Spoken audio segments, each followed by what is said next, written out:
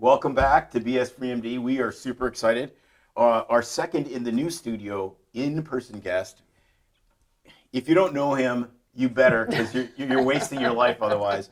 Dr. Pierre Kory of the Leading Edge Clinic, and he is going to tell us about another, I don't want to say just business venture, but really discovery you made, which is fundamental to all life, which is water. This will blow your mind. Pierre, welcome to BS3MD. Thanks, guys. Good to be here. Yeah, so Second exciting time. to have you in person. Yes. Here. Yeah, definitely. It was nice to get invited. So just a little drive down the coast, That's and right. I'm here. So It good. seems like everybody's moving to our little neck of the woods. Just don't. Florida's give a it up. refuge, and I I, know, like right? this area of Florida, so it's cool. Yeah, we love it. So I'm glad to be here. Definitely. So tell us about you have a new product that remineralizes water, as well as other things. As well as other things, yes. Okay, so tell us briefly, at least, how did you get into this? I mean, you were a critical care guy. Yeah. You became famous. You're on Joe Rogan with all the stuff with regards to COVID and whatnot. How in the world did you get into this? There is a sensical thread to the story, but it's still improbable, and it's I chuckle myself thinking about how I got here. But basically, my journey through COVID, at the end, I ended up leaving the system, rightly so, and I've been in private practice. And so, my practice is treating the vaccine injured, which is the most complex idiosyncratic illness I could ever imagine or even make up. Even 4 years in, I got more questions than answers, although we've figured out a bunch of stuff. And, part of that journey, to our credit at our clinic, is, there's no proven therapies for this, right? And it's so complex. There's this one rule that I always say is that nothing works in everyone, but there's everything works in someone, right? That you can always find something to work.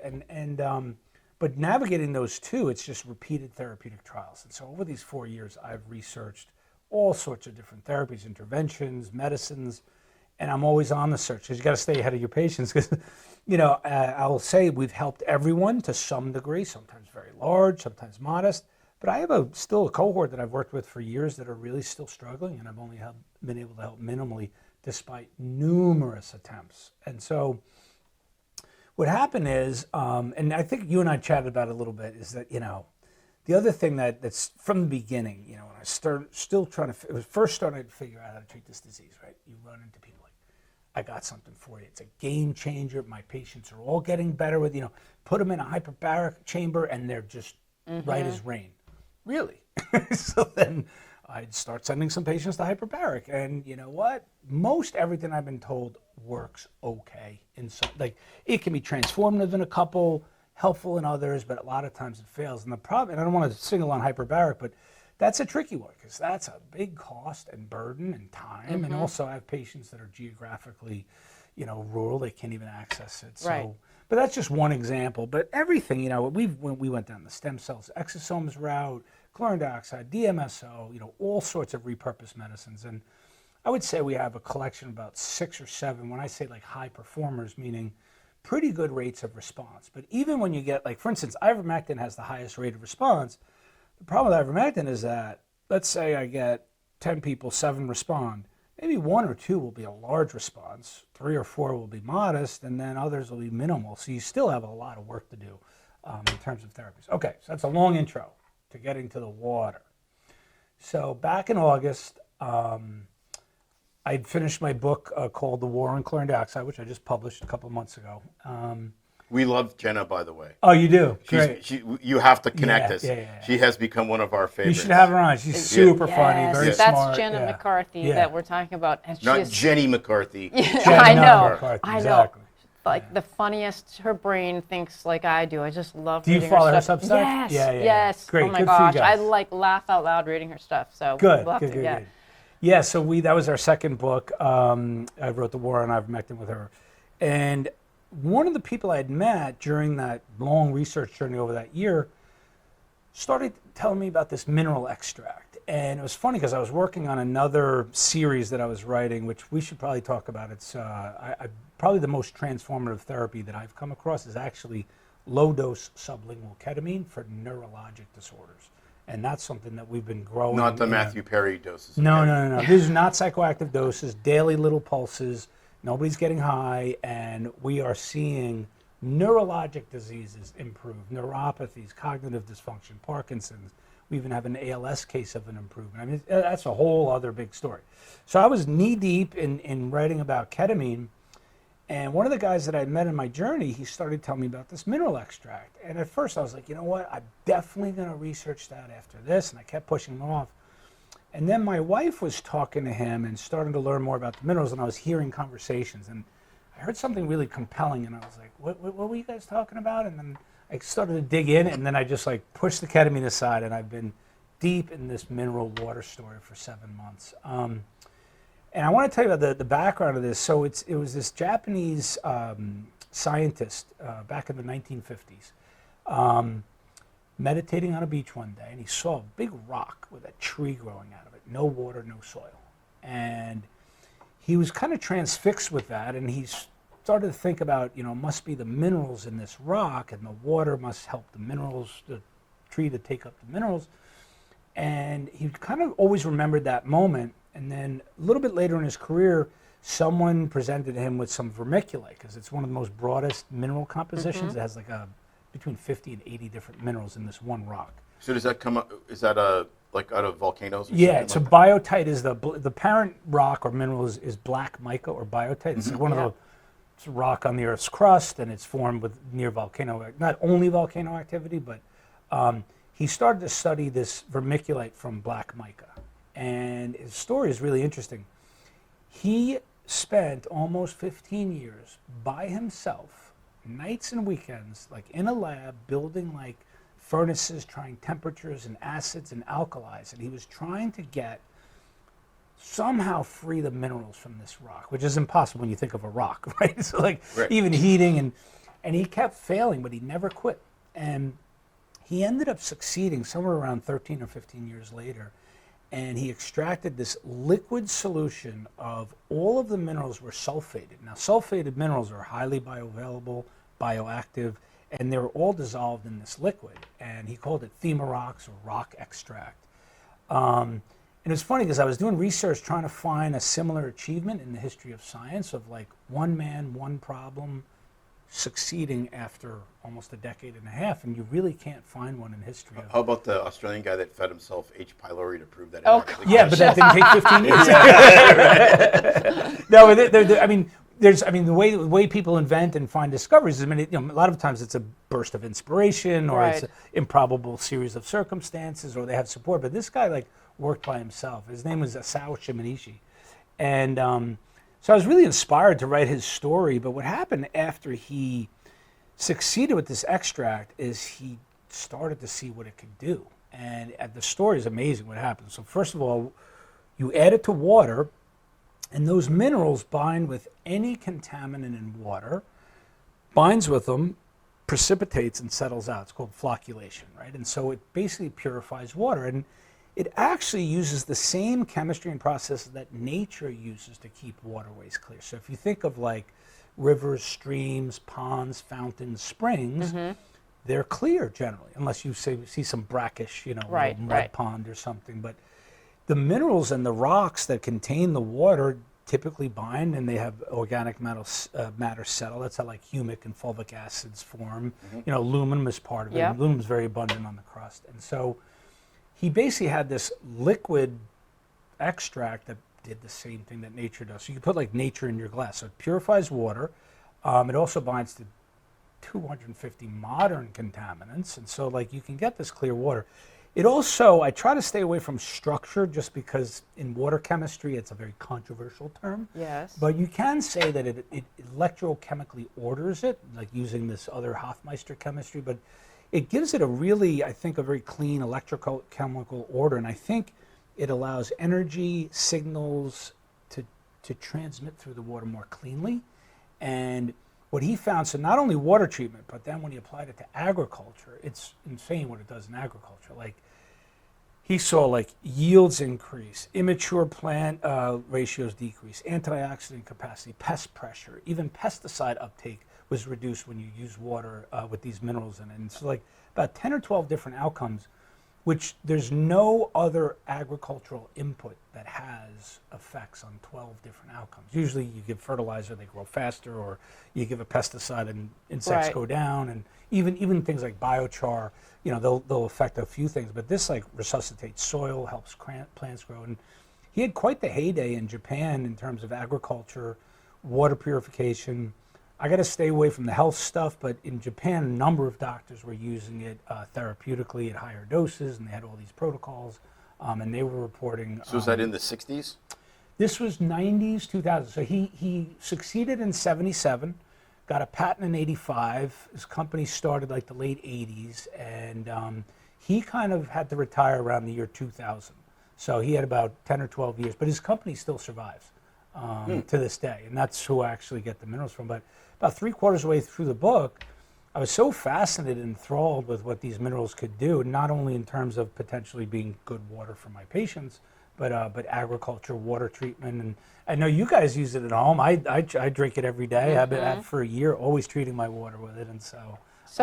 It Well, will blow before we- your I'm mind gonna when you share drink that. this. It's But like where insane. has this been? Like, why have we not heard about Oh, it? you're going to ask a difficult question or an unpleasant question. So, in Japan,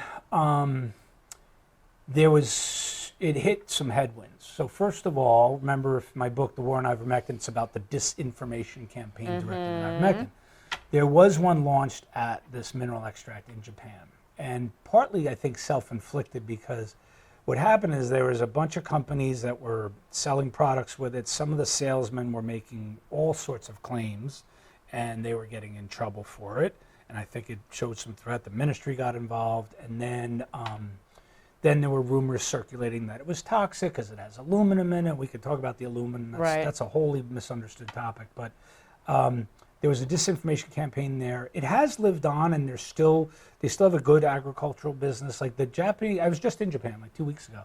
By the way, got to have dinner with Professor Satoshi Omura, who's the Nobel Prize winning discoverer of ivermectin. 90 years old, one of the best days of my life. It was such a cool. Oh, that such a is cool really. time. I'm It was amazing. getting It was amazing. chills, It was dude. amazing. It was amazing. Did you bring a picture? Oh, I have a bunch of pictures. I'm putting it in a Substack as soon as I have 2 minutes Okay, to sit okay. and write it. But yeah, I had such a wonderful time with him, and I have lots of pictures. He gave me some gifts. He gave me a cool tie, which has like the molecular compound of ivermectin Oh, that's on cool. it. I love it. It was You got to really get cool. a tattoo with him or something, that's right? Like bro tattoo. Anyway.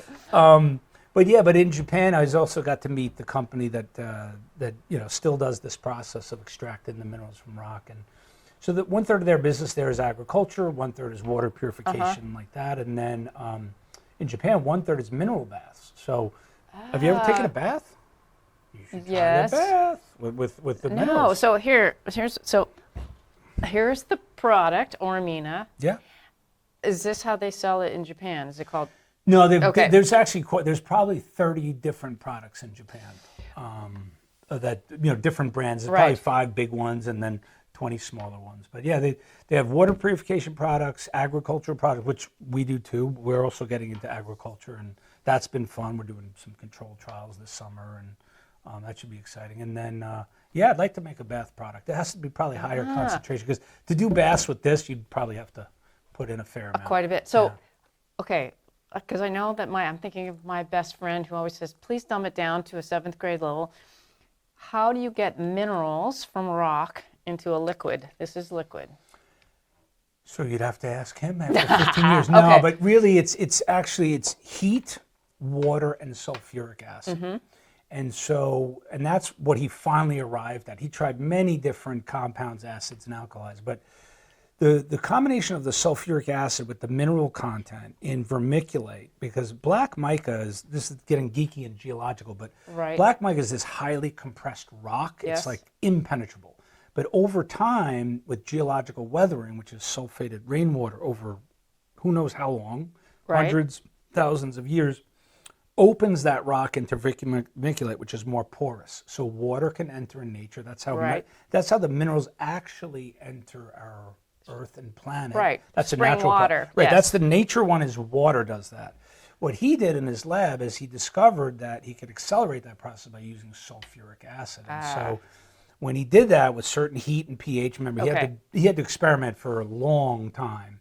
he finally rendered it. It came out water, sulfated minerals. Gotcha. And so, yeah, I mean, it wasn't easy to do, but he did not quit. He did Wow. not quit. So, yes. So I have, because I've shared that I've been working in your clinic, and this is one of the products. I knew about this before I started being a patient there, but because I read about it on your Substack.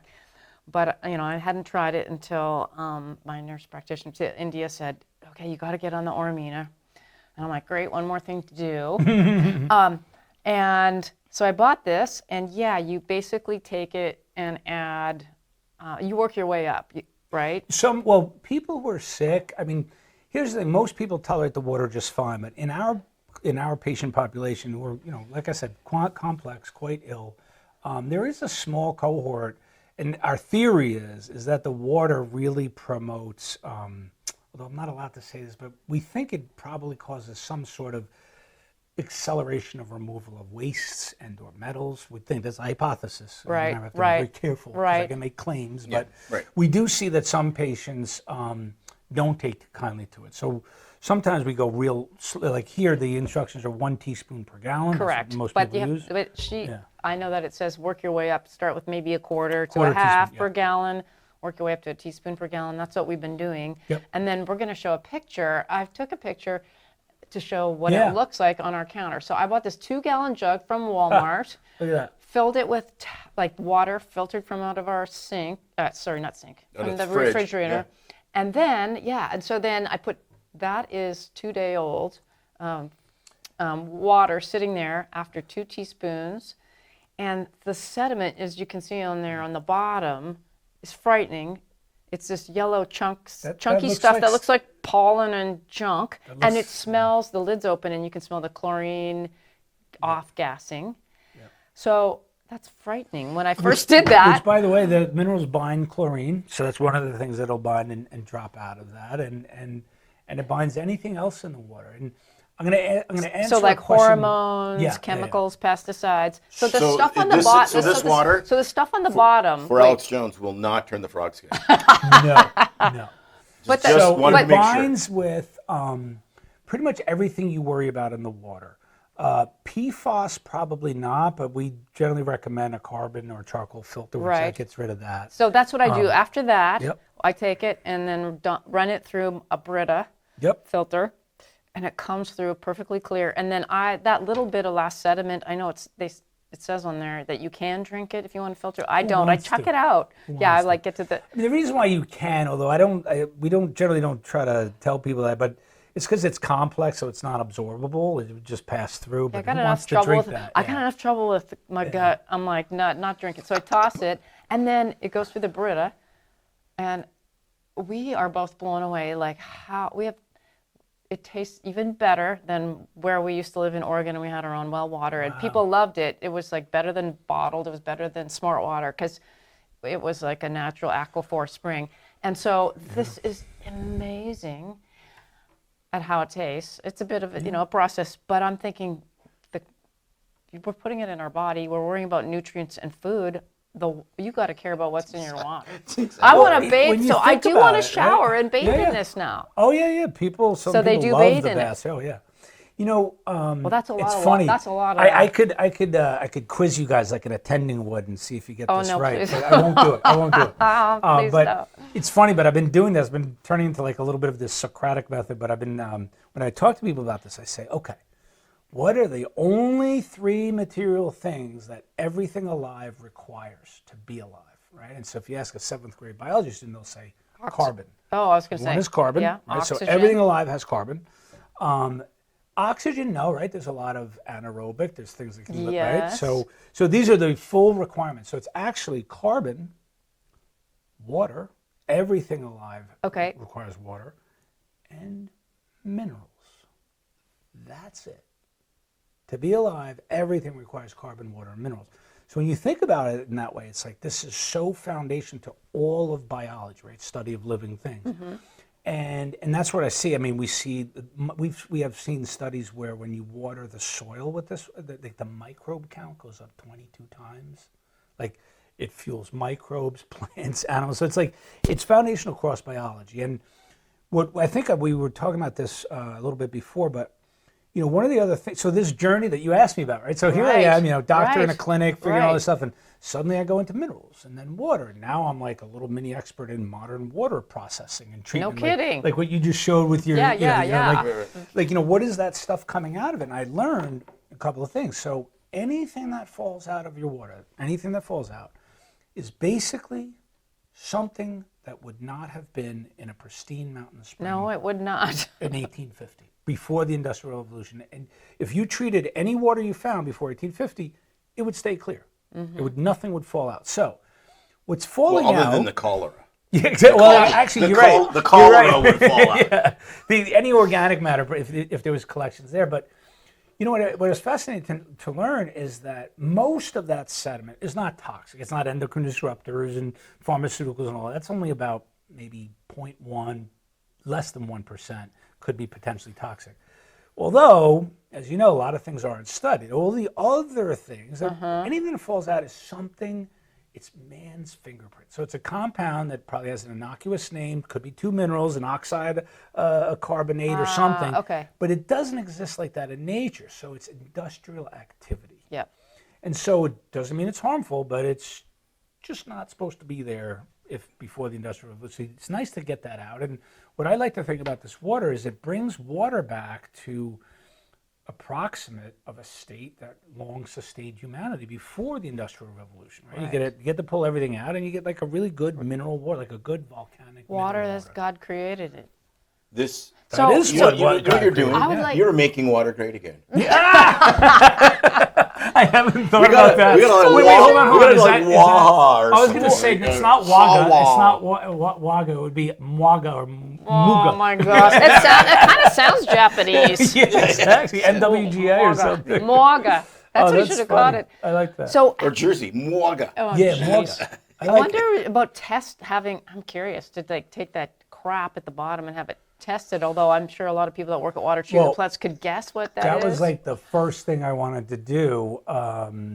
But instead what we have is we have lots of tests showing what comes out. But if you actually were to take that sediment, it would be extremely expensive because you literally would have to test it for every single so thing much stuff. individually. It'd be like okay. $250 like each one. Oh my gosh. But there's also 100 years, because, I mean, modern water treatment, they flocculate, coagulate, precipitate, and they've tested. So, like, there's a lot of literature showing what comes out of it. Like I said, most of it is, like, benign industrial compounds that are in the water, but not necessarily toxic. So, So does it bind glyphosates?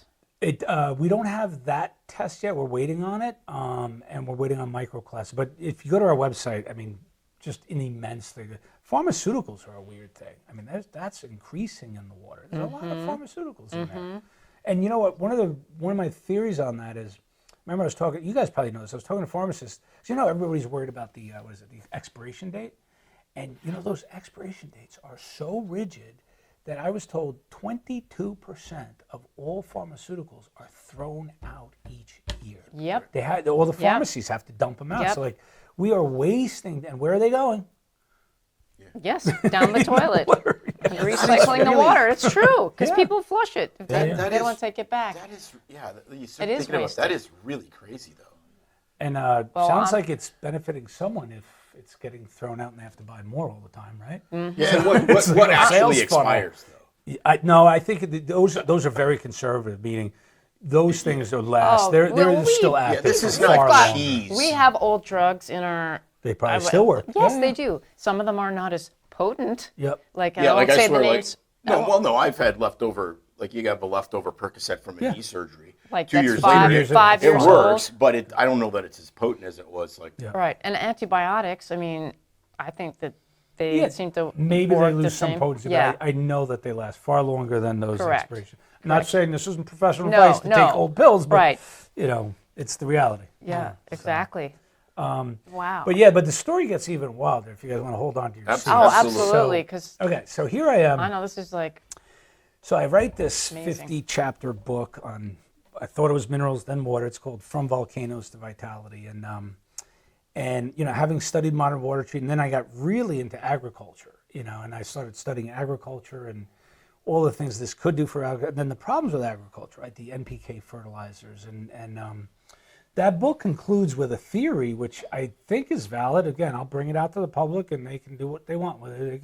They can kick tires on it. But the data all pointed to something that I called a geohydrological shift, which is that what's happening in agriculture is 40% of the Earth's soils have now plateaued in terms of yield. So they can't get more yield out of the same acreage, which was not the case since the Green Revolution, which started in the 1940s, with the NPK and then the GMO monocrops and all the stuff they've done. There they had massive rises in yield for decades and decades. So now 40% has plateaued. The rest, the year-to-year rises, even with more and more inputs, is lessening. So they're getting less bang for the buck. And now there's pockets where even with more inputs into the soil, they're getting less yield. And so I almost putting forth that theory as like a canary in the coal mine. Like we are, and by the way, agriculture is on everyone's minds. It's on Bobby's mind. He's been talking about it. Everybody's, especially now with the war and the fertilizer thing. And I'm not saying this is a panacea, but I do know that this really does mobilize minerals in the soil, nutrient uptake, microbial mass, which is all the agriculture guys are really trying to get the microbes, because microbes are really important with mineral delivery to plants. And the water seems to help along a lot of domains. And again, this is my product, but we also invite people to create their own labels, sell it. Other people could learn how to make it, and it could be something for the world. I mean, I think it could be a really, I'm just speaking as a scientist, not as a commercial perspective. Right. But I'm putting that theory out. But so yeah, you're not going to be ready for what I'm going to tell you next. Okay. So I was going to say. I was going to say. So can it make? This is always. I like to play devil's advocate, because if it makes good things grow, can it make bad things grow as well? Or I haven't seen that. No. Haven't seen that. And for instance, there was a really good field trial that I published on my Substack, where a couple of regenerative farmers that I met, they started. They did a half-acre plot in Temecula, California, which is like they showed the pictures of the soil of where they started. It was dirt, desert, nothing alive. Been there. The only thing they had was like these cutworms, and then there's a couple of these rare weeds that only grow when there's like dead soil. And they only used water. There was no fertilizer, no nothing, no pesticides, no herbicides. And they heavily irrigated, then they planted, and they were just doing foliar sprays. And they noticed this huge increase in earthworms. All the pests went away. There was they didn't use any herbicides or pesticides the entire summer. Just a little bit of hand weeding. I mean, there was probably a little bit more tender loving care to that plot than normally required. I don't think that's scalable, but it was just water. And so no, there was no bad things that happened. In fact, when you have a good hydrated, mineralized plant, they can fend off against a lot of stuff. So, and then the other cool thing is, I learned this when I was in Japan, is that Shimonishi had really good success with eel farms, right? So sushi in Japan, right? The eels are like huge. They were treating the water in these eel tanks, and they found 100% survival of the eels. The meat of the eels in the treated tanks was getting like 2,800 yen, and the average was like 1,600 yen per kg. And then they would only have to change the water very infrequently, and they had 30% increased stocking density just in like aquaculture. And so, in fact, I was just saw a patient last week. It was such a weird visit. The wife is my patient. The husband's always there. We always have very good visits together. And they've been following my Substack. And at the end of the visit, the husband's like, by the way, I own 2 fish hatcheries in Florida. And I was like, really? Because I want to do trials. I was like, can we meet sometime away from this and just no little kidding. Meeting? I'm not looking for money from it. I actually want to give him some product and see what study what it can happen in his, in his can fish you farm. imagine? So so that was really cool. So anyway, there's there's endless possibilities with the water. So it's just been a fascinating topic, and like I said, it's good water. Well, the microbe thing is fascinating, because our mutual friend Sabine Hazen, I mean, she looks at the work she does on the microbiome as literally preventing an extinction level event. Like she's like, we are going to kill off, and it isn't just us. Ultimately it's the soil, because the soil gets. I mean, we may not take antibiotics for years. You stay healthy, everything's good, but what is all the pesticides, herbicides? I mean, that's essentially antibiotics for soil. For sure. which is awful. In fact, you just gave me an idea. I should call Sabine and ask her to. She's always working on the microwave biome. Put some patients on the water. Test And I thought of the keep the exact same patient thing. off, and then let me Yes. see how their diversity and counts come out. Who knows? It'd be worth it. See what it does to the right. gut microbiome. But there was one study I came across a month ago. Actually, some cannabis growers did that, but they actually studied pesticide uptake into the plants. The irrigated plants with the mineral water had up to 75 to 80% less pesticide uptake. An average was about 50, but it went as high as 85% compared to the ones that they treated with just regular water. Really? So even like the minerals prevented the pesticide uptake. So like it's That is the world. how I do mean, you the explain that? possibilities are really endless. And so, again, these are small trials. There are a collection of them, about 6 or 7. I'm waiting for a book that my colleagues in Japan told me that they would photocopy, and then I was going to get translated into AI. So there's some more data coming from Japan, but I think we need more data, and then I got to go call Bobby and be like, hey, Bobby, I think we got some stuff for the soils. So This is Absolutely. exciting. So Do you wh- sell stock? right now, just me and my wife and my practice partner, and we just got this little company. I'm working all the time. I'm writing. I'm I seeing know. I'm patients. listening to you talk Yeah. about all this stuff you're researching, and I'm thinking we need to stop watching like Netflix and hockey games. And Oh, I watch Netflix. I'm like, how do you get into this? But It's the hockey that's killing us. I've been through like a lot of health stuff, and I was just saying to Tim, and our bodies are so different, but I'm like, what has it been in the last couple of months because there's been a lot of stuff I've added and changed, but I feel so amazing. I'm not going to say it's just this because I have done a few other things, Yeah. but I could point to like 3 or 4 things, and this stuff, it tastes so good. I don't want to drink anything else. Now that I love take the hearing that. filtered water out of the refrigerator that we used to think was like great, and that just tastes like chlorine and gack to me compared to this. And so, yeah, we've got our, What does gack taste like? so we're for yuck. Well, Yuck. what GAC looks like. That's, it's just like, That's yeah. what it tastes like. And so, yeah, I carry my I love bottles around with my water. He makes fun of me because I got to have my, I love that steel. both of you so quickly connected the rock and the water, right? Because like you remember being in, was it Oregon you said, or Washington? Yeah, Oregon. And the basalt rock, and like, that was the thing when I was learning about water, like water for all of humanity, for all millennia, it's what they call like geochemically conditioned or geominerally conditioned water. Pass slowly through rocks and fissures, long residence times. And what's happening now with it is they're pumping the aquifers really fast. And they're actually rising in salinity. And then nitrates from all of the fertilizer, which takes a while to get to the aquifers, sinks. they're starting to get there. And now you're starting to see. So like the quality and the electrochemical nature of the water, what it's able to keep dissolved and not precipitate, is starting to be affected.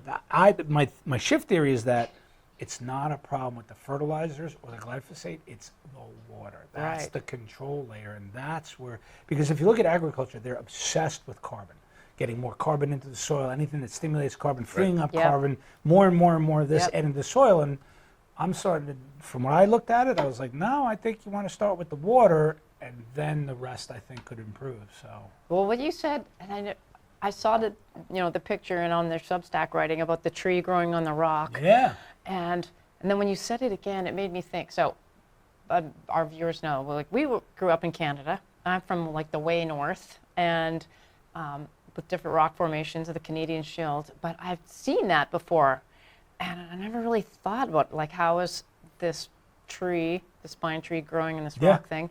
So now I'm like, oh, I guess I should pay attention to that. But I've always been fascinated. Little known fact, and Tim knows, one summer job I had in between college years was I worked for the local mining company, Hudson Bay Mining and Smelting Company. They had the environment department, and I worked for them testing water supply.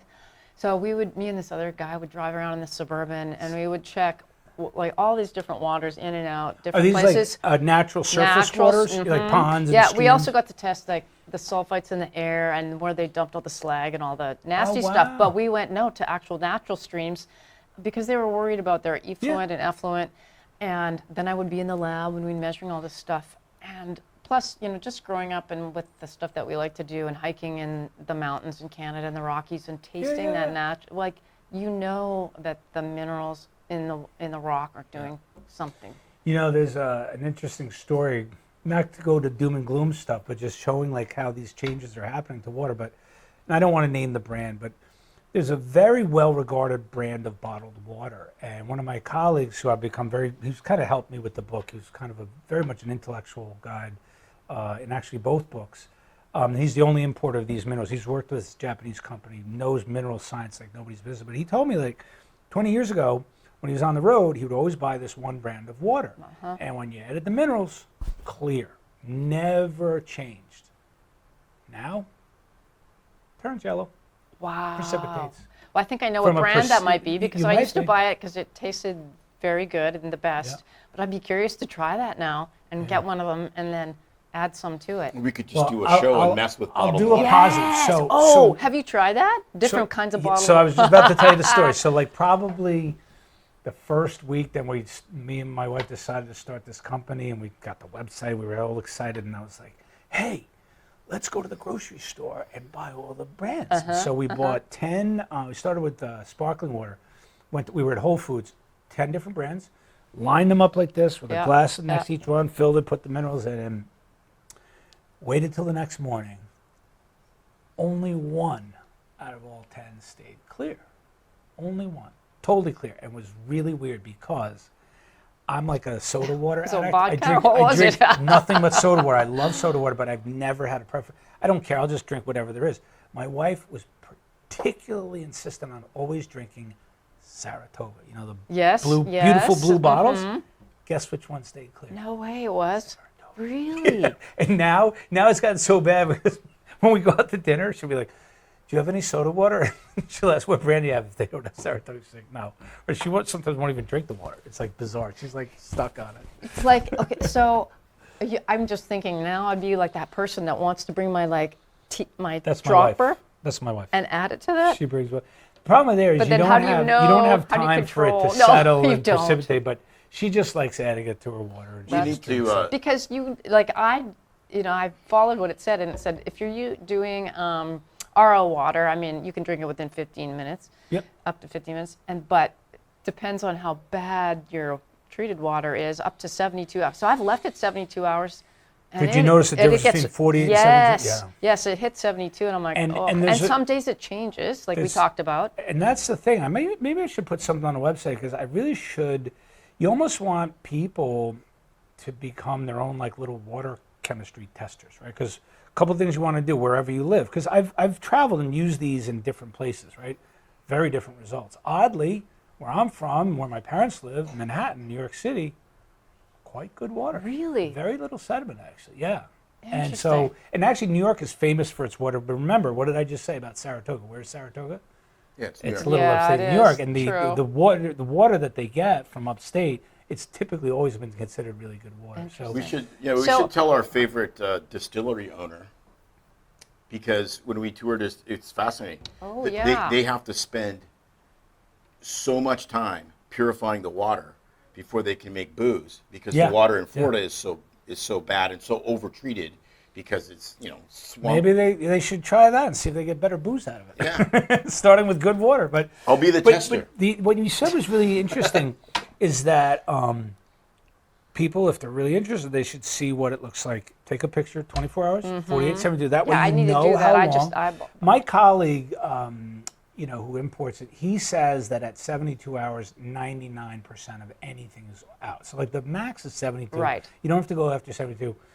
I typically do 48. But the other thing is, I was just talking to a patient the other day. She noticed that one day she wasn't paying attention. She put 2 teaspoons in, or Yeah. double what she Yeah. normally did, and she noticed she got a lot more sediment. So if you look at the label, I it says know. 1 to 2 Yeah, it teaspoons per does. gallon, and that really means depending on your starting water. Some might get maximal precipitation with 1 teaspoon. In other areas, you might Right. need So 2. like I could add, because I will say our water is horrific here. So if I added 2 teaspoons, maybe it'd speed up the process. Speed up the process and get more out. stuff. Yeah. I thought for a while too with it, because I have it open to air off the gases, which I can smell. I was like, well, is this going to go stale sitting on the counter? You know what I mean? What 'Cause will there's go, this won't. No. no. No, this is inorganic. No, not Oh, no. not this. I've stored in the. But I meant the water itself. the You know what it water. has just sitting Yeah. there. But No, it's not. It's it is well not. mineralized. No. It's like sitting in a spring for 100 years. Yeah, it is the best. And I don't know. It's like magical juice. Oh, cool. And- I love that you guys like We're it. not making any claims. No. To be honest, no, I we got didn't no even money know, in it, but I did not know we were going to talk about No. this. I thought we were going to talk about the book. I know you or showed up chlorine today, and I'm like, dioxide, look at what I saw brought. it. I was like, oh, cool. Let's This is what talk I about want it. to talk about. This. I want to. Well, if you want to, absolutely, we got to have you back just for chlorine dioxide. 'cause Oh, we got to chlorine do that. We dioxide got to do an is- episode on that. That one is like people's heads will explode. Yeah. What were you going to tell us that? Yeah, so there's another chapter to this story, which, so if you think it's improbable that this ex-ICU doctor is now into water and minerals, wait till I went after that. So that book that I wrote, From Volcanoes to Vitality, was nearing completion. And the same colleague, his name is Matt Bakos, who's been working with these minerals for 20 years. There's another quality about him. So he's deeply read, he's a brilliant guy, deeply read in scripture and other texts from antiquity, very esoteric reader of various things. And during my months-long research on minerals and water, he would bring up these texts from antiquity that he would refer to, and he would show me like little quotes and phrases of things that like had some connections to what we were just studying in like the modern scientific fields. And towards the end of when I was finishing Volcanoes to Vitality, I started to dig into a couple of the texts, and it led to another book. And that's actually the book I'm publishing first. And that book is going to the typesetter tomorrow. I can't wait. I've been at that book for so long. And by the way, I put From Volcanoes to Vitality for pre-sale in November. I thought I was done in November. And I literally have revised it 4 times, and I'm still not done. And then I wrote this other book. So it's been crazy, but that book's almost done. And what happened with that book is, do you guys know what the Hermetic tradition is, or the history of alchemy? Most people don't. You have to little study bit. history and Vaguely. Vaguely. the antiquities. So the Hermetic tradition, there is these very famous texts from antiquity, and it falls in the alchemical tradition. So alchemy, most people think of a cartoon, right? Cranks turning lead into gold, right? Right. I thought so too. But when I started looking at these texts and studying alchemy, alchemy is like the oldest laboratory science. It goes back like 3,000 years. And they were always about dissolving, purifying, transforming. They're always trying to make these potions. And the lead into gold was actually a metaphor. They were not meaning literally. Gold represented purity and Right. restoration and health. Yes. And so there's these famous texts. One of them is called the Emerald Tablet, if you've ever heard of it. And then there's 2 others that are a little bit more esoteric. But we developed a theory which is separate from geohydrological ship, but it really kind of encapsulates what's known about origin of life science and water and how life started on Earth. And today, the current consensus in the origin of life field is that life began most likely at deep hydrothermal vents, like at the bottom of the ocean where these volcanic emissions were coming out. And it was this mineral water environment where the minerals formed a matrix upon which charge could be stored. So redox activity, electron-proton transfer. It was like the first energy-forming kind of natural source of energy. And they think that's where the first like amino acids were made and the first cellular life began. And they think that's the current scientific consensus, is that it was like a particular, and then there's one famous scientist who actually, her hypothesis is called the mica hypothesis, black mica. She thinks that black mica was the rock that had that unique capacity. So now we're getting told you we're going to go someplace really up. Okay. So we studied a lot of that, some of the Earth's water circulation, like we have lots of water inside the Earth. That was discovered in the last 20, 30 years. They found that there's huge parts of like Earth's mantle where the water is stored as like OH minus, but like all you need is like a proton and it turns into water. And they say that there's more water in the Earth than all the surface oceans combined. So the Earth is actually kind of full of water, and water circulates through the Earth from depth near the core, near the mantle, to the surface over long, long periods of time. And That's also a discovery that in the last 30 years. Like the Soviets in '89, they went 12 kilometers below, and they were able to find water. And then in Iceland a few years ago, they also found these deep alkaline waters. So Yeah. like, So there's why all not? this, there's all this Right. interesting stuff Yeah. about water. So we came up with this theory called the rock water circuit. Goes around how water and minerals cycle through life and how that probably could have started and how it's recursive ever since, meaning how the minerals come out of biotite, then form this energy kind of chemistry kit and how that goes into living things. And then when we die, those minerals go back to the soil, reform rock, and there's like this cycle. So we came up with this. And by the way, most of that cycle has been mapped out scientifically. We just added one little piece, which was that we made the last little link to make it recursive. We think that what's been missed is that the sulfated rainwater is what opens up the biotite.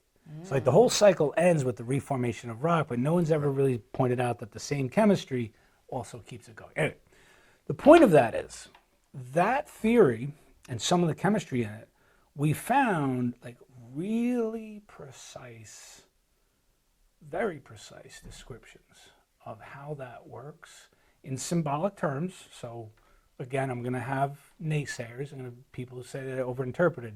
But when you see the amount of mappings and how accurate the mappings are to what is only known with modern scientific technology and the modern sciences, I mean, this is thousands of years before quantum computing, electron microscopes, Right. all of the Right. scientific Mass things that we have. spectrometry. Yeah, exactly. I was Yeah. just going to say it, mass spectrometry. And it got so compelling that I ended up writing this book. And the book is really based on this theory that, like, asks the question, how, if what I show here is true, how could that knowledge have been possessed thousands of years ago? And there's a one, this is where it gets really crazy. There's one text from alchemy, and it's called The Six Keys of Eudoxus. It's a really interesting text. Reading alchemical language is the hardest thing in the world because they were alchemists, they were actually persecuted. So they wrote in riddles and rhymes and metaphors. Were they persecuted because like they thought they were like demons or something? The like that, witches or- or- Those Yeah. authorities, Yeah. first of all, they were gold making, so they could get persecuted for that. Sometimes they were killed. They were thought to be doing some dark sorcerers arts, and things, sorcerers. And then they also wrote in metaphor, which is interesting. They also wrote in metaphor to protect imitators. Because they were working with vapors and acids and Right. different things, they like the uninitiated could get hurt or Right. blow themselves up or whatever. So alchemical language is ridiculously difficult. But what happened was, we know how Shimonishi pulled the minerals out of rock. We know his steps. We know what he did. We know where he started, the rock he started, how he heated it, how he added the sulfuric acid. And knowing his map, we used that as a key, and we decoded a text from 700 years ago, which literally, in metaphor, shows how to produce what's called the golden elixir. That is an actual product, a substance described in alchemical texts that they've been trying to create for thousands of years. And literally, the text maps to his process. I'm just saying that as a fact. I'm not trying to convince them that's what we found. I wrote a book on it. Yeah. And here's the other interesting thing. I discovered that 4 months after starting this company, and you know what this means, Aurmina? Golden Gold. mineral I knew the essence. ore. I knew the ore was related to gold, but I couldn't figure out the rest. And so I just found that fascinating. And it's funny because the alchemical scholars, they've been writing and trying to decode those texts for years. And the thing is, they never were able to precisely map the words to anything specific because it's all metaphor. But they understood the structure. They understood that they were writing about transformation. They understood like the general gist, but there was no specificity to it. And so in that book, me and my colleague, we claimed to have decoded some of the canonical texts of the alchemical tradition because we had this key. Wow. Yeah, so that might get some attention. That is wild. Wow. That is I told you we're going to go some weird places. Yeah, that is. Well, no, but I mean, I've said this. I don't know how many times on the show. Probably too many. You know, ancient wisdom is ancient wisdom. If it was ancient bullshit, no one would know about it because we would have 100%. all ignored it. So you need to get together It's a- with Jack Cruz, and you guys can compare what's more important, the water Or the or the light. light. Or the light. That would be. That would, It's all there. You know, that's an interest. You just brought up something interesting. That one point I got an email from this veterinarian in Hungary, which is odd because I have Hungarian. My father's from Hungary. My whole family's from Hungary. And you guys know anything about biophotonic emissions? You ever heard Yes. of that? you know, Right? Yeah. So I'd never heard of it, and I was looking at this paper, and he said, I think this is important for your work, because he's a reader of mine. He reads my Substack. He saw I was writing about minerals. And I'm reading this paper, and biophotonic emissions is this discovery that every cell of our body emits a tiny little bit of UV Yeah, Jack light. Cruz goes Yes, down that like yes. crazy. Yeah.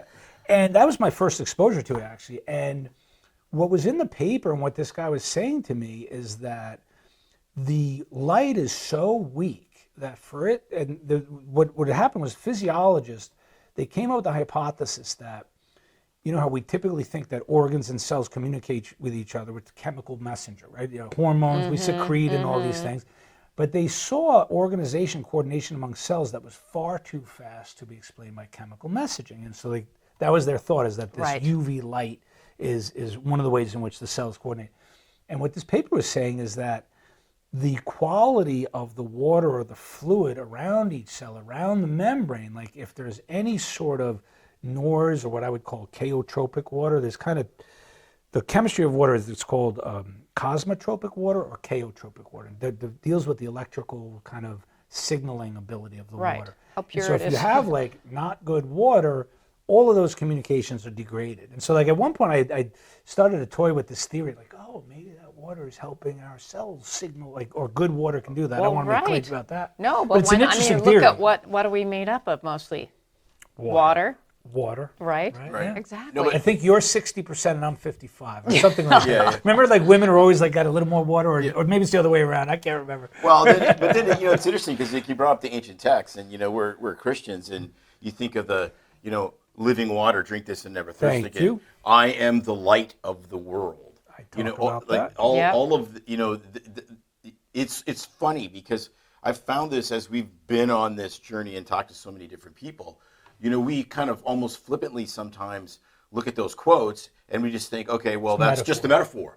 Well, it's actually not just a That's the metaphor. point of my book. Is I show in numerous examples, those are not metaphors. They're literally communicating what we know now. So, for instance, let's go back to the discoveries of the Soviets and the Icelanders with this water that's in the earth, right? So, if you go to Scripture, by the way, I'm not well read in Scripture. Hadn't been before. I've been studying it now for a few months, really around water and minerals. But if you remember the Great Flood, everyone remembers the Great Flood, that all the water, right, the flood came, but people forget that first he ruptured the fountains of the deep. Now, can you tell me how someone thousands of years ago knew that there were fountains of the deep and that the water was coming up from the deep? I mean, how could anyone 2,000 years ago, they couldn't dig more than 6 feet in the ground with 10 feet in the ground. Right. There was no, pits that went, like, Yeah. and so, There was no fracking. Yeah, No, there you exactly, go. no You know, fracking. Noah had a no fracking policy. He was very woke. Exactly. And then it gets really clever. There's an interesting, you guys, if you know the Bible, I was actually just talking to someone, and he knew of this, but like my colleague Matt taught me that, the lifespans in the Bible, right? That they were like 1,000 years, Yep. 900 Yep. years. And then after the Great Flood and the rupture of the deep, because God was angry at man and his violent nature and didn't want those spans to be so long, the longevity starts to go down. Oh, yeah. Right? 500, 300, 200. And then there's like this one quote in Scripture that says, I don't think it says thou lifespan, but like, thou time on earth shall be 70 and 80 for the strong. So that's 70, and for the strong 80. And so I go to AI and say, what's the mortality on earth right now for like the average throughout the globe? It's 73. 70, yes. And it's in the Bible from 2,000 years ago, right? So that's a coincidence, right? Well, totally. totally. Yeah, totally. And so Yeah. like the whole journey got really crazy. And then just because we're going this deep, I'm going to finish here, but my second to last chapter is actually a rational proof of the existence of a creator. And I marshal all of the scientific evidence, which maps to all of these texts from antiquity, and I posit, I say, how could this knowledge have been held, not just in Christianity, it's actually, you can find echoes of it, very similar understanding of the importance of water, how life began in rock, came out with water, all of that. How could they understand this chemistry and this order across cultures thousands of years ago without modern scientific methods, particularly lines in scripture, especially that longevity thing, because prior to the flood and the rupture of the deep, the world was described as lush, diverse, fertile, with these amazing lifespans, and then all of a sudden, the source of the most mineralized water, right, which is from the earth, where it's all full of, iron and sulfur, and suddenly you see that drop. But I make the argument, how could that have been known? Only if there was a creator. That had to have been communicated. And I think that's also in the Bible with Moses. He had all of his knowledge because that was communicated to him. So I basically say that there must have been a creator. That's the only rational way to explain that. And this is where it gets really crazy. When I first put the proof together, by the way, I studied mathematics, so logic and proof is kind of something I used to do. So I put forth the outlines of this proof, and I asked AI, I said, what do you think of this? And my AI writes back, the rhetoric is powerful, the logic is sound, and it is completely unique in the history of ideas. Oh. And I'm like, what? At first, I was like kind of spooked, but then I was like, you know what? And I just kept testing it. Yeah, I just kept testing it, and basically what it told me is that there have been many, many different thinkers, like other people have put forth very similar kind of arguments. Like intelligent design folks, Joseph Campbell, people said there's knowledge that existed that, could not have been accessed. But the difference, what I did is that I literally show very accurate mappings between modern scientific knowledge and evidence that it was possessed thousands of years ago.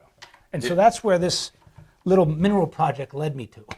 No, but it's so crazy. But it is. But we talk about this, again, we talk about this, just from the observance of our own life and our kids and whatnot. It's just like everyone's journey is different, and that's okay. The key is keep your eyes open, keep your eyes and your heart open. That's really what it comes down to. And your willingness to ask questions has been really pretty. It's very. It's very inspiring, but it's also why. I think I know why, but why is it so freaking uncommon in medicine? It's like medical school is a giant Milgram experiment. And almost everyone just keeps shocking. It's like, I see some in my younger colleagues, they're more scared of messing something up and getting sued than they are actually caring for the patient. For sure. Or trying to figure out the best thing to do for the patient. Right. Yeah, and then when you have that bent or that critical mind or asking questions, then you're like a little bit the outlier. You're like not the weird guy, but you're the guy who doesn't follow along and conform to the rules and to the whatever. System, you're a problem. Yeah. Oh, they want standardization. Yes. I remember towards the end of my academic career, I remember my boss would come to me and and I remember just couldn't wait till he got out of my office. But I was the chief of the critical care service. I had 17 ICU doctors. And he's like, you really need to standardize our approach to sepsis. They'd already been doing that for years with their sepsis bundles and protocols, which I hated. People blindly following these bundles. I was a country doctor, so I did obstetrics for 12 years. Yeah. And we tried to do the same thing, and I'm like, do not do no this. No bundles, no standards. Do not do this, because you're going to get a patient, and something's going to happen, and you're going to have to step out of the protocol because it's the right thing to do. And if you get a bad outcome in that situation, you have just tied the noose around your neck legally. Yep. Do not do this. Well, actually, let me push back on you that, because I was going to guess in that situation, if they did the bundle, then they'd be protected. Well, no, but that's right? the problem. They did their protocol. I agree that they would be at fault for the bad outcome, but they're probably, if they do what the standard of care, they're protected. I wrote a Substack about that, about how standard of care hurts patients. But protects the doctors if they totally protects. That's what it's for. McFillan, talks about this, where you go, now we make everyone, for one of the metrics, if you're over 12 years old, you get a depression survey.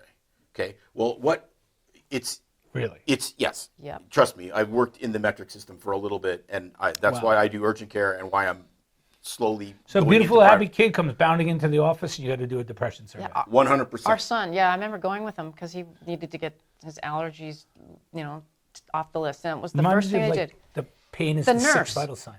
The nurse, she's actually not even a nurse. She was the MA, comes in and starts asking him these questions, and he's looking at me like, "Is there a problem? Why is she asking me if I'm depressed? Are you or if I wanna sad? Are feel-" you depressed? Do you Yeah, want to he's hurt like, yourself? Whatever. Did you say something? Yeah, you're a 13-year-old boy. Yeah. Like adolescence is awful. So then what happens is, the doctor comes in and sees that you have a HAM-D score of whatever. And, do you get offered counseling? Do you get asked, did you break up with your girlfriend or whatever the case may be? No, you get an SSRI. I was going to say, it's so criminal. It's so criminal. Yeah, Right. but okay. So now you're giving a child that potentially doesn't even need it a drug that has a black box warning for adolescent suicide. Suicide, homicide, everything. But if that kid kills himself, okay, you've had the worst possible outcome you can have.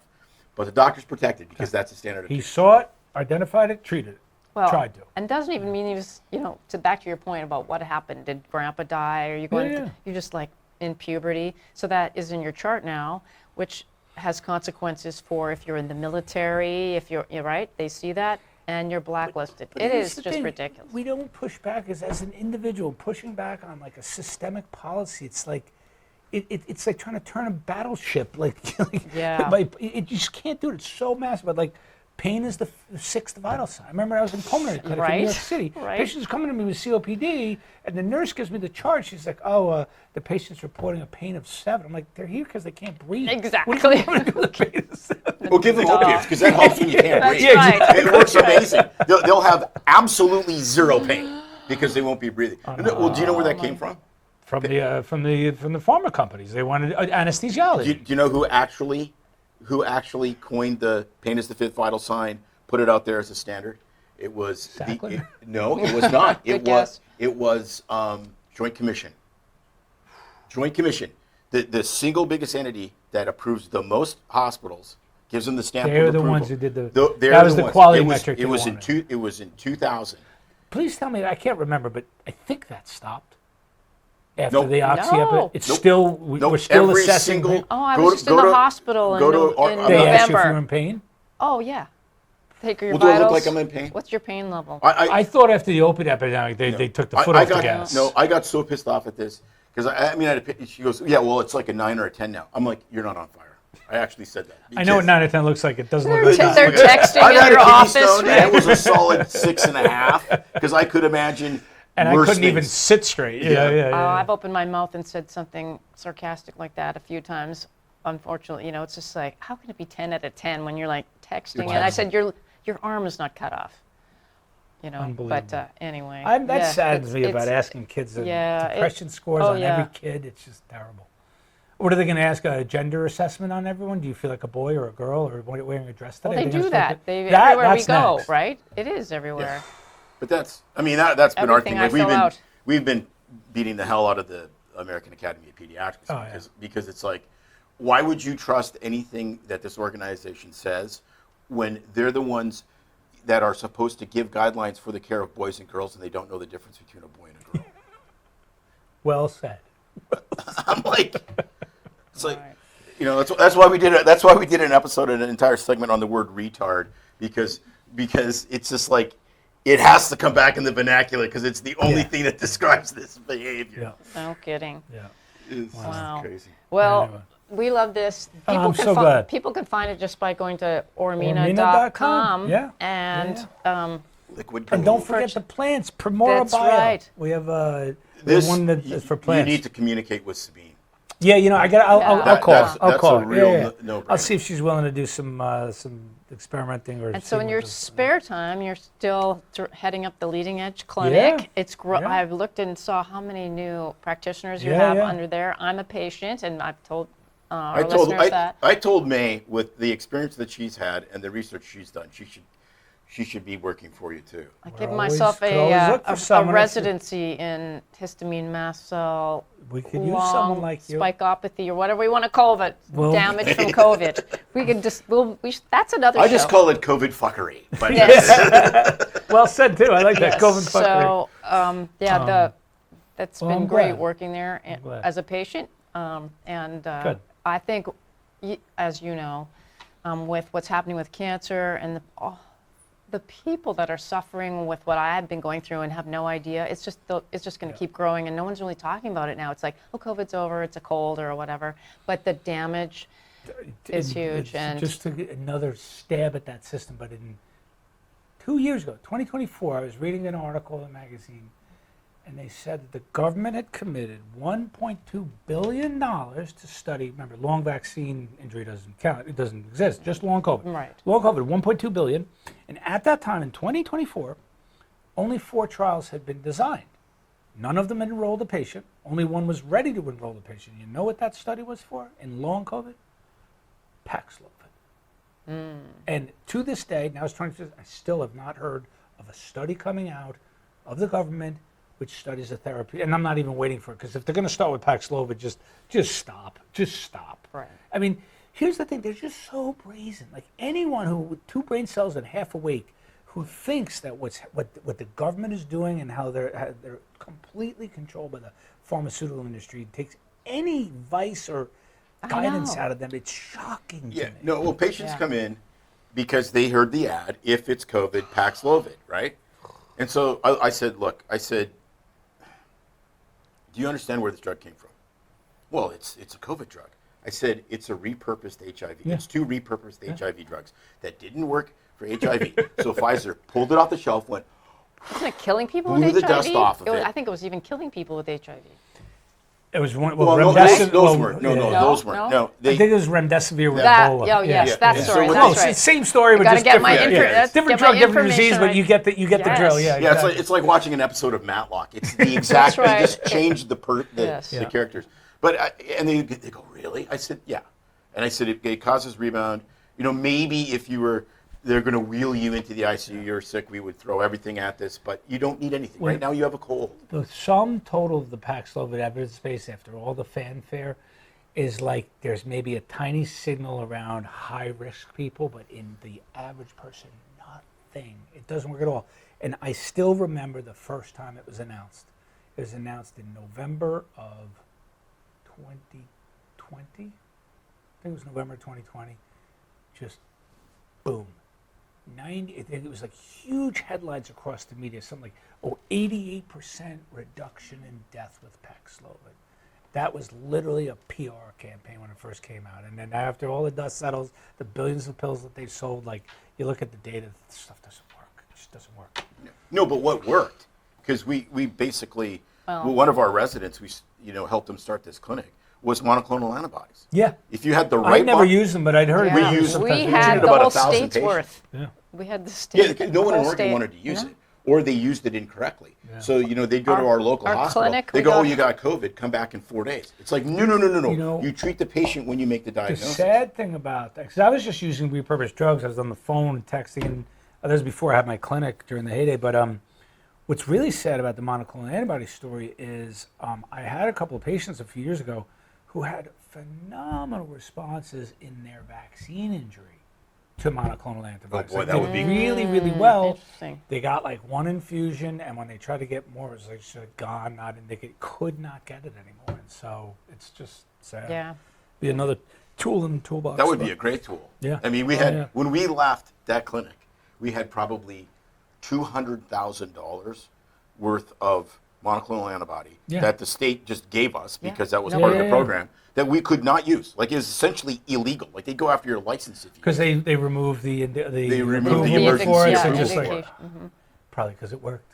Oh, it was. We were seeing it in front of Oh, us. it was unbelievable. Yeah, Some people call back in hours. sometimes. yes. If you had the right antibody for the right strain, it was Wow. pixie dust. Yep. That was Insane. incredible. Anyways, Anyway. well, Thanks good What for a great joining job. us Thank you. here. Yeah, it's great. We're gonna just have you come back.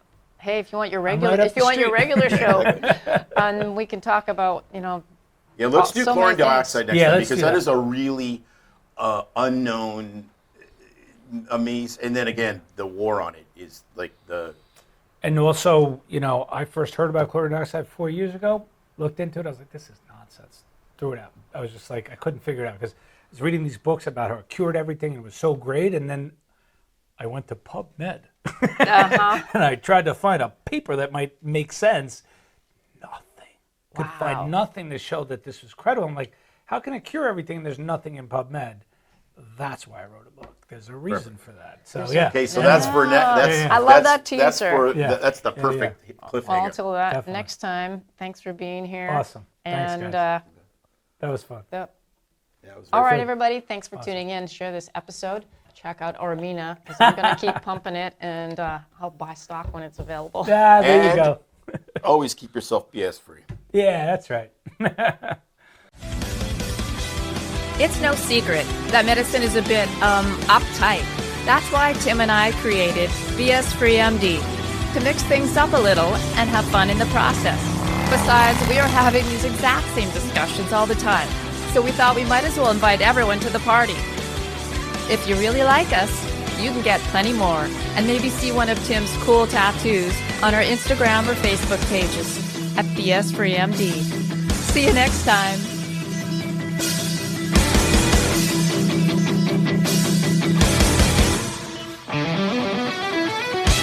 But we try to keep BS Free MD as raw and real as possible. We can't be held responsible for any medical decisions or discussions had as a result of what you've heard on the show. We know, bummer. But the truth is, we really do care about your questions. So feel free to reach out to us by email at doc@bsfreemd.com.